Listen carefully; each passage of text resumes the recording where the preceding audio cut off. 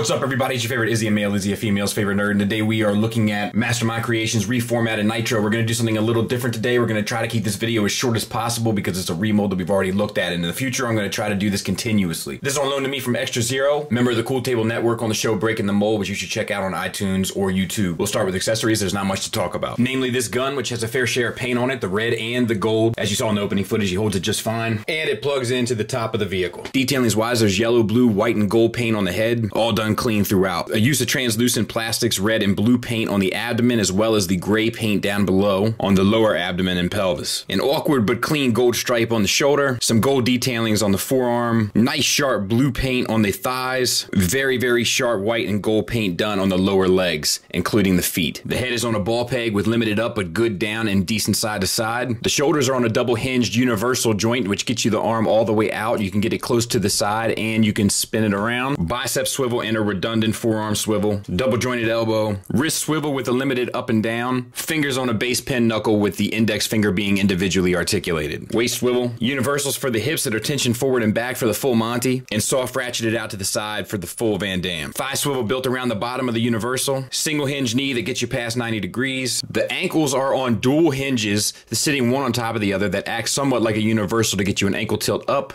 down, the heel spur flips in, and a rocker that ends up being a little limited by these plates here. And there's the figure from the back. Size comparison wise in vehicle mode, we're not showing the transformation because I've already shown it twice, to car and then back to robot. There it is next to a broken Omnigonics because my Tiger Tracks is still on loan. I think the vehicle mode works well. I think all the paint apps work well and come through nicely. All of the red and blue detailings and gold paint applications really pop on this mode. I also think that the red translucent, at least I think it's red translucent plastic over the wheels, adds an interesting take to the front of the vehicle.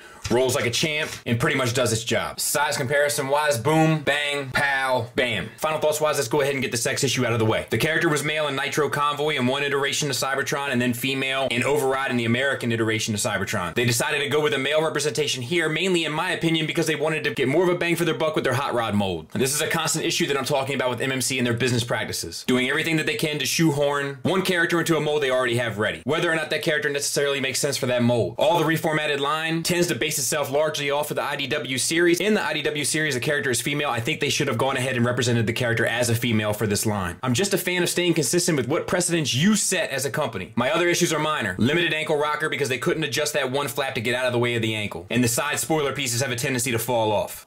Plenty of positives though. Even though the mold has been used countless times by this point, it's still holding up extremely well. Its tolerance beautifully, all of the joints and moving pieces are moving smoother, perhaps even smoother than they have in the past. All the other positives align with the previous releases. That is to say that the articulation is still good. It is a cool design overall. The price is reasonable for what you're getting. The sculpt is cool, even though I don't necessarily feel like it's the most accurate representation of the character. But the thing I really want to drive home here is the paint. They didn't hold anything back in regards to the paint, and as a result, they end up taking a mold that we're very familiar with and not excited about probably whatsoever, at least in my case that's how it is, and managed to present something that's so striking it makes a release that we may already be tired of feel brand new in a way. So it is a recommend for me if you like this representation of the character. If you don't like this representation of the character, there's nothing about this that's going to make you like it anymore. Shout out to Manny, thanks to Extra Zero, thanks for listening, thanks for watching, until next time, take care.